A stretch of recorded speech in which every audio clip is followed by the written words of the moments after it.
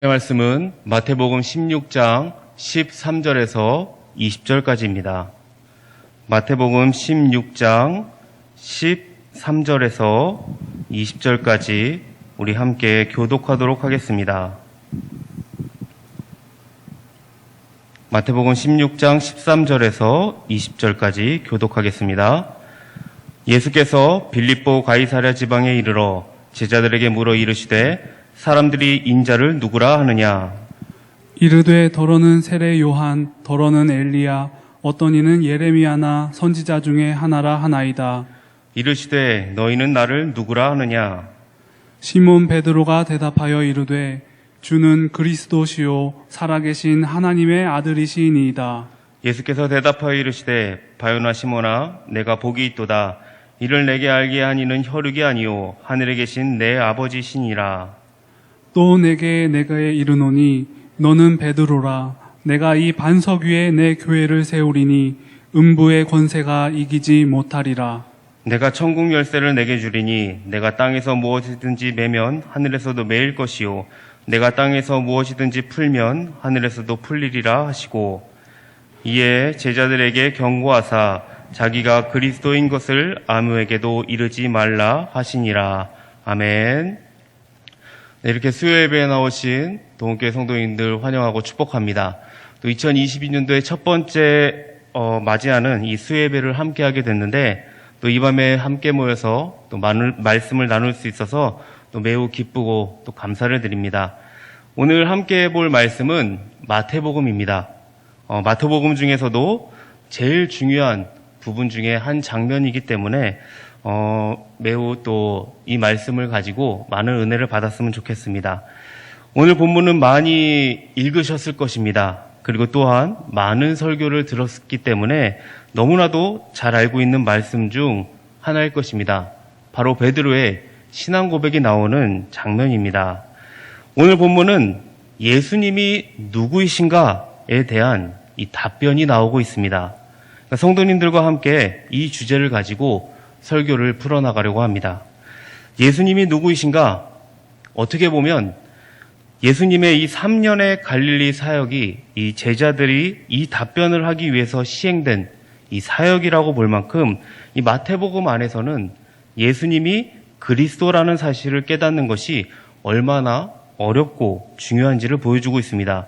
물론 이것은 이 마태복음뿐만 아니라 마가복음 그리고 요한복음에서도 이 갈릴리 사역의 정점에 위치하는 것을 볼 수 있습니다.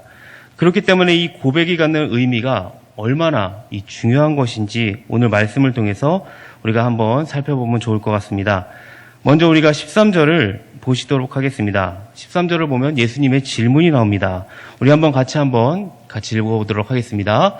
예수께서 빌립보 가이사랴 지방에 이르러 제자들에게 물어 이르시되 사람들이 인자를 누구라 하느냐?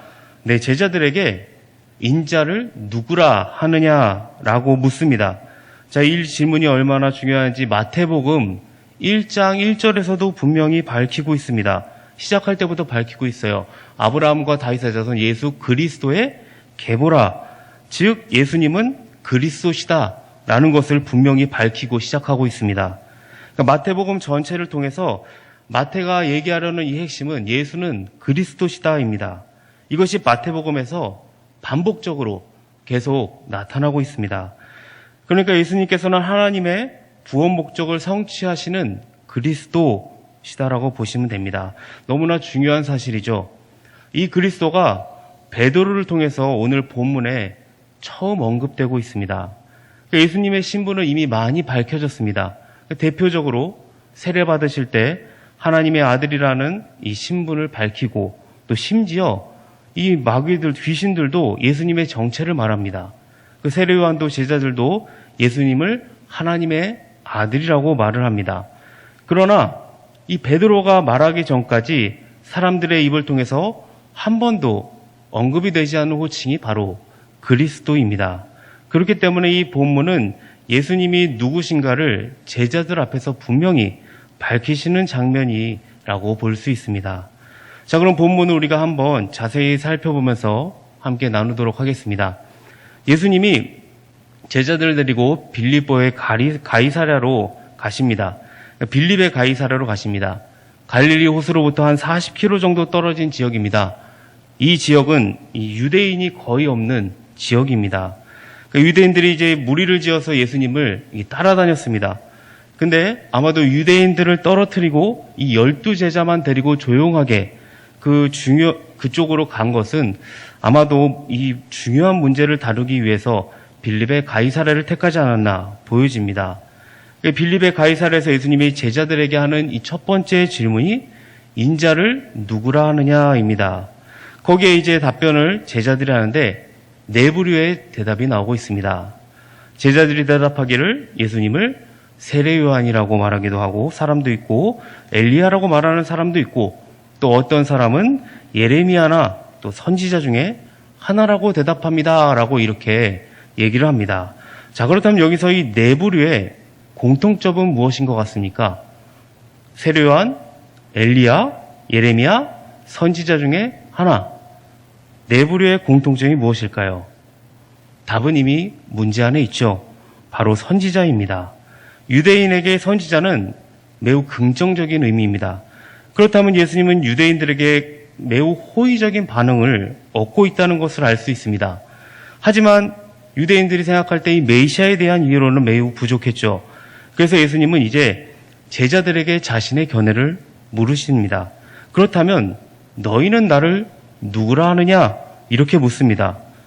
이렇게 예수님이 제자들에게 질문한 것은 여러 무리들이 말하는 이 선지자보다는 더 나은 답변을 할 것을 기대하고 전제하는 것으로 보입니다. 그러니까 사람들은 이렇게 말하지만 이렇게 얘기하지만 너희들은 나를 누구라 하느냐? 기대감이 있습니다. 예수님의 이러한 기대에 부응해서 베드로가 대답합니다. 다 같이 16장 16절을 읽어보도록 하겠습니다. 시작. 시몬 베드로가 대답하여 이르되 주는 그리스도시요 살아계신 하나님의 아들이시니이다. 아까도 말했듯이 마태복음에서 처음으로 예수님을 그리스도라고 고백하는 장면입니다. 베드로가 12제자를 대표하여 답변을 하고 있습니다. 여기서 그리스도는 이 메시아를 헬라어로 표현한 것입니다. 당시 유대인들이 생각한 메시아는 이스라엘을 해방시키고 또 민족을 다스릴 분이 메시아였습니다. 그렇기 때문에 예수님이 자기 자신을 부를 때 이 그리스도라는 표현을 사용하지 않으셨습니다. 그런데 베드로에서 이 처음으로 그리스도가 사용이 된 겁니다. 자, 이러한 베드로의 신앙 고백이 베드로가 정말 예수님을 그리스도로 깨달아서 한 말일까요? 그렇지 않습니다. 베드로의 신앙 고백은 이 인간 지식의 습득의 결과가 아니라 하나님의 계시의 결과입니다. 그러니까 하나님 나라의 비밀은 인간의 이성적 노력으로 주어지는 것이 아니라 계시의 결과로 깨닫게 되는 것입니다. 베드로가 예수님을 따라다니면서 여러 가지 사건을 보고 배웠습니다. 그리고 또 자동적으로 예수님을 그리스도라고 부를 수 있고 고백할 수 있었던 것이 아닙니다. 이 고백은 철저히 계시의 결과이고 축복의 결과입니다. 우리의 믿음이라는 것이 처음 시작부터 철저히 하나님께 의존해야 한다는 것을 보여주고 있습니다. 로마서 8장 29절을 보면 바울은 칭의에 있어서 인간의 믿음의 중요성을 강조합니다. 한번 29절을 같이 읽으면 좋을 것 같습니다. 시작. 하나님이 미리 하신 자들을 또한 그 아들의 형상을 본받게 하기 위하여 미리 정하셨으니 이는 그로 많은 형제들 중에서 맏아들이 되게 하려 하심이니라. 네, 하나님이 미리 하신 자들. 네, 여기서 안다라는 표현은 이게 지식적으로 안다라는 말이 아니라 관계적으로 안다는 말입니다. 그러니까 하나님이 미리 관계를 형성하셨는데 미리 정하셨다는 거죠. 그러니까 하나님이 선택하셨다. 하나님이 미리 하시고 정하셨다는 겁니다. 선택하시고 부르신 자들을 의롭다 하십니다. 여기서 중요한 것은 의롭다 하기 전에 믿음이 들어갑니다. 그래서 의로움은 이 인간의 믿음의 반응이라고 볼 수 있습니다. 한 가지 우리가 더 기억해야 할 것은 이 믿음의 반응에 앞서 행하시는 하나님의 주권, 이 주도권을 우리는 늘 기억해야 합니다. 이와 같이 이 베드로의 고백의 결과는 하나님의 계시의 결과이고 은혜였습니다. 하나님이 알게 하신 거죠. 절대적인 하나님의 주권입니다. 그러니까 인간의 기여를 절대 인정하지 않습니다. 결국 이러한 것을 볼 때 우리 또한 가장 기본적인 이 신앙 고백의 형태 또한 우리가 신앙 고백을 하죠. 천지를 만드신 하나님 아버지, 그 외에도 우리 주 예수 그리스도를 나는 믿습니다. 이러한 고백조차도 내가 한 것이 아님을 알 수 있습니다. 이것 또한 하나님의 은혜임을 우리는 늘 고백하고 감사하며 나아갈 줄 믿습니다. 베드로의 신앙 고백 뒤에 예수님의 반응은 너가 이제 베드로다 라고 합니다. 신앙 고백 뒤에 베드로의 이름의 중요성을 말하고 계십니다. 일단 베드로라는 단어의 의미가 무엇입니까? 다들 잘 알고 계시죠? 네, 반석, 바위, 돌멩이. 네, 아람어로는 케파, 게바라고 요한복음에는 게바로 나오고 있습니다. 바위입니다. 그리고 헬라어로는 페트로스라고 돌멩이입니다. 그러니까 당시 바드로라는 이름은 한 개인의 이름으로는 적절치 않았습니다. 그러니까 사용이 되지 않은 거였어요. 왜냐하면 돌멩아, 바위야 이상하지 않습니까? 그렇다면 우리는 생각할 수 있습니다. 예수님이 시몬을 베드로라고 불렀을 때는 분명 그냥 베드로라고 부른 것이 아니라 분명 어떠한 의도가 있었을 것입니다. 과연 그 의도가 무엇이었을까요? 그 대답을 18절에서 알려주십니다. 18절을 한번 같이 읽으면 좋을 것 같습니다. 시작. 또 내가 내게 이르노니 너는 베드로라. 내가 이 반석 위에 내 교회를 세우리니 음부의 권세가 이기지 못하리라. 이 구절을 보면 이렇게 생각할 수 있을지 모르겠습니다. 베드로 위에 교회를 세우신다는 것일까? 로마 가톨릭에서는 베드로의 기초에서 세워진 교회가 로마 교회로 보고 있습니다. 그래서 제1대 교황이 베드로입니다. 베드로가 교회의 기초라고 말하면서 로마 교회만이 예수님께서 세우신 유일한 교회라고 주장을 합니다. 이것은 잘못된 거죠. 본문은 이렇게 해석하지 않습니다. 교회의 기초로서의 역할이 과연 베드로에게만 국한되어 있는가? 그렇지 않다는 것입니다. 사실 베드로가 교회의 기초라고 불리는 것은 그의 성품이나 능력이 아닙니다. 그가 12제자를 대표해서 예수님을 그리스도로 고백하는 사실이기 때문입니다. 그러니까 대표자로서 베드로를 나타낸 것입니다. 또한 예수님께서 선택하신 이 12제자는 이스라엘을 대표합니다. 그렇기 때문에 베드로가 교회의 기초라고 불리는 것은 베드로에게만 주어진 것이 아니고 또한 12제자에게만 이것이 주어진 것이 아닙니다. 교회 공동체 전체에게 주어진 것입니다.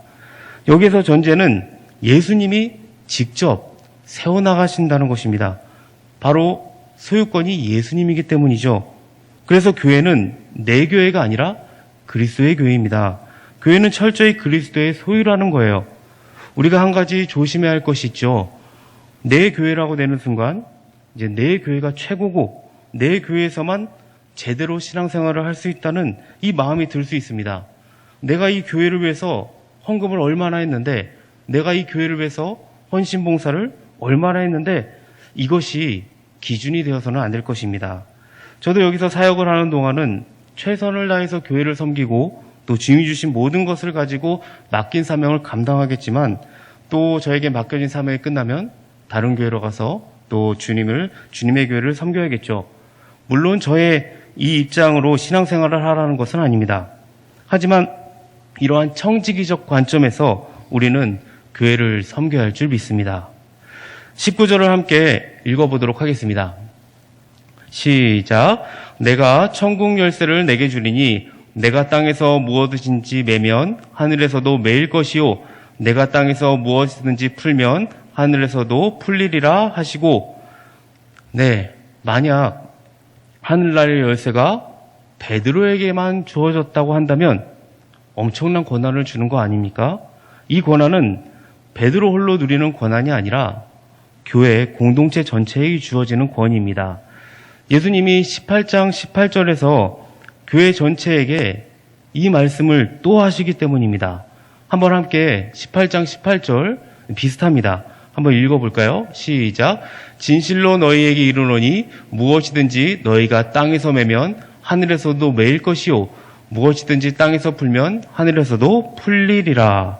이처럼 베드로가 제자 집단을 대표해서 신앙 고백을 했듯이 그 권한도 대표로 부여받고 있다는 것입니다. 이처럼 교회 공동체에게 권위가 주어지면서 땅에서 매면 하늘에서도 매이고 땅에서 풀리면 하늘에서 풀린다 이렇게 말씀하고 있습니다. 그런데 이 순서를 보면 땅에서 매면 하늘에서도 맨다는 것처럼 보입니다. 그런데 원문을 보면 그렇지가 않아요. 땅에서 매면 하늘에서도 매어져 있을 것이요 미래 완료형으로 나오고 있습니다.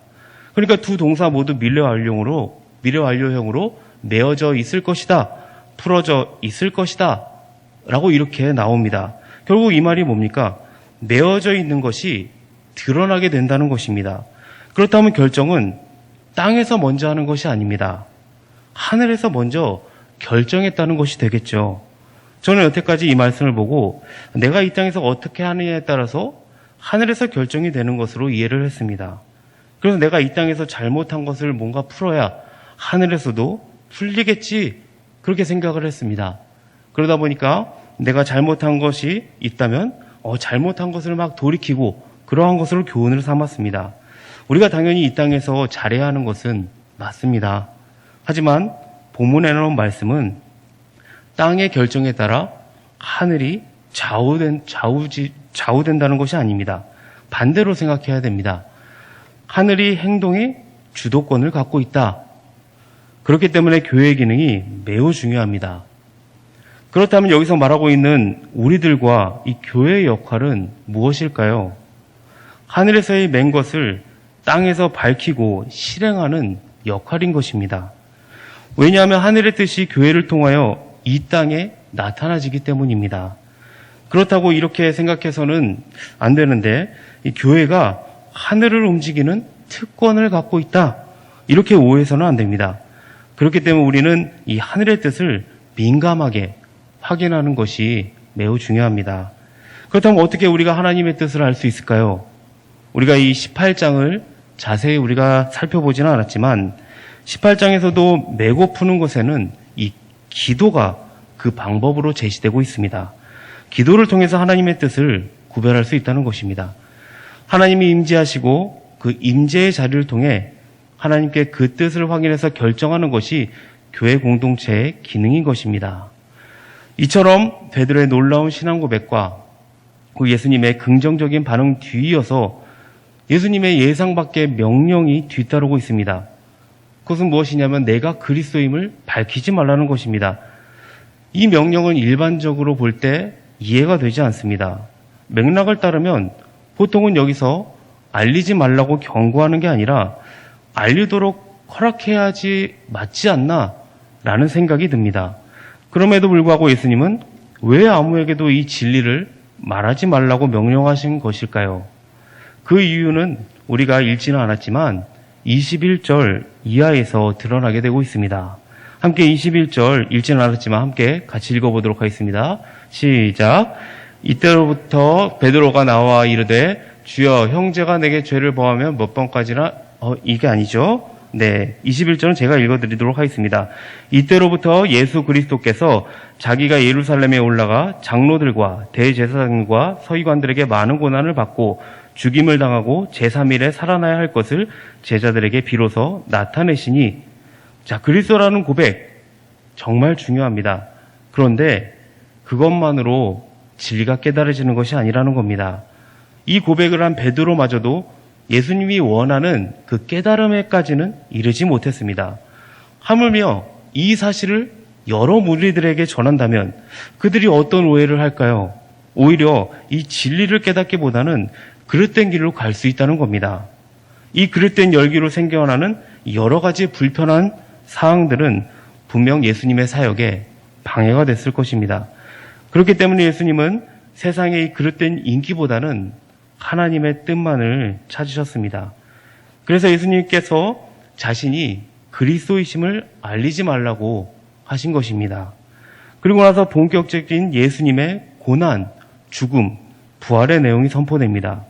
지금까지는 이 예수님이 누구신가? 라는 질문을 가지고 달려왔다면 16장 16절에서 그 질문에 대하여 명확한 대답을 제시합니다. 그렇기 때문에 이제는 그 다음의 질문으로 넘어갈 수가 있습니다. 바로 그 그리스도가 어떤 그리스도이냐라는 질문입니다.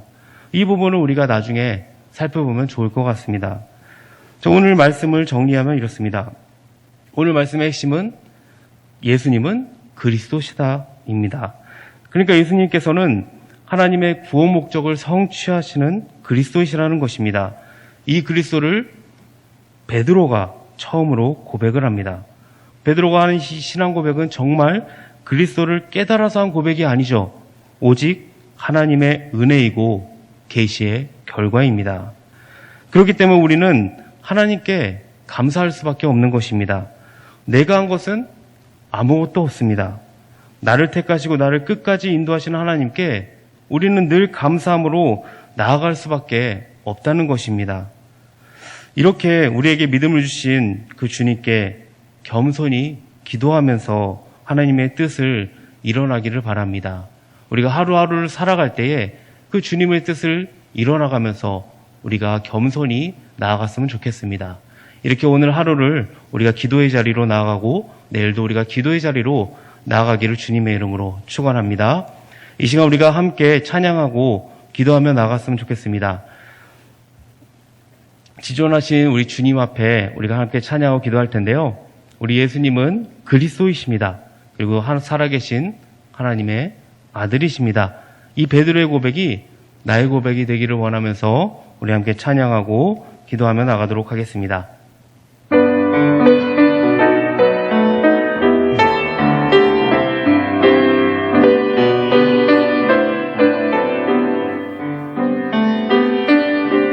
지존하신 주님 이름 앞에 모두 무릎 꿇고 다 경배 거룩하신 주님 보좌 앞에 엎드려 절하세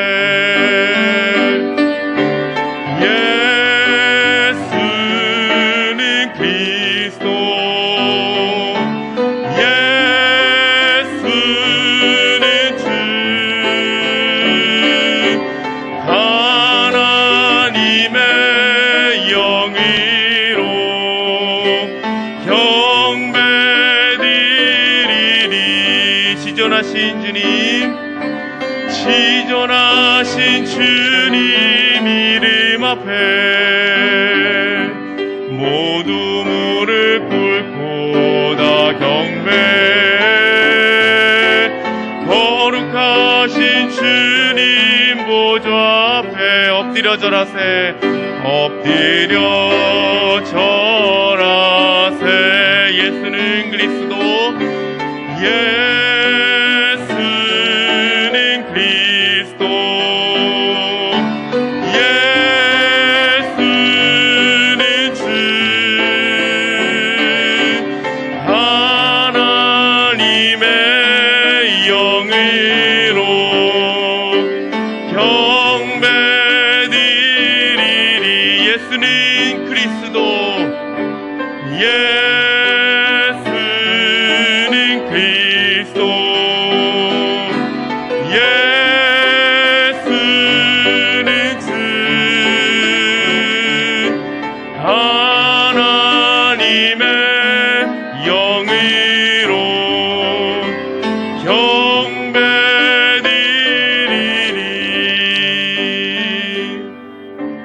우리가 함께 기도하기 원합니다. 우리가 첫 번째 기도할 제목은 우리 동원교회를 위해서 기도하도록 하겠습니다. 모든 성도님들의 각 가정이 날마다 회복되고 또 하고 있는 일들을 위해서 우리가 기도하며 나가도록 하겠습니다. 우리 두 번째로는 우리가 말씀을 생각하면서 기도하면 좋을 것 같습니다. 예수님이 나의 구주가 되십니다. 그리고 나에게 믿음을 주셨습니다. 우리 이것을 기억하면서 우리가 감사함으로 겸손함으로 그 주님의 뜻을 구하면서 나가시기 바랍니다. 그리고 마지막으로는 우리 환우들과 연약한 성도님들에게 치유와 회복의 은혜를 더하여 달라고 우리 다 같이 우리 주여 한번 외치고 우리 기도하며 나가도록 하겠습니다. 주여! 주님, 이 시간도 또 하나님 앞에 나와 또 예배하게 하신 주님 너무나도 감사합니다. 주님 앞에 이 시간 정말 예배한 우리 동원의 가족들 주님께서 축복하여 주시옵소서, 은혜를 넣어 주시옵소서, 특별히 모든 성도님들의 가정들이 날마다 회복이 있게 하여 주시옵소서. 주님의 회복으로 다시 일어날 줄 믿습니다.